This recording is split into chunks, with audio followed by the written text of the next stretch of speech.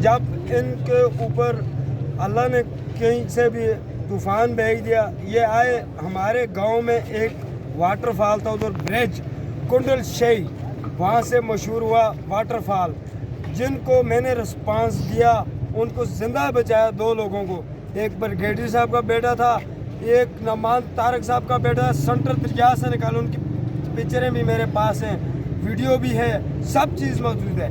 लेकिन हमारे ऊपर इतना जुल्म करें, क्या हम इतने गिरे हुए हैं?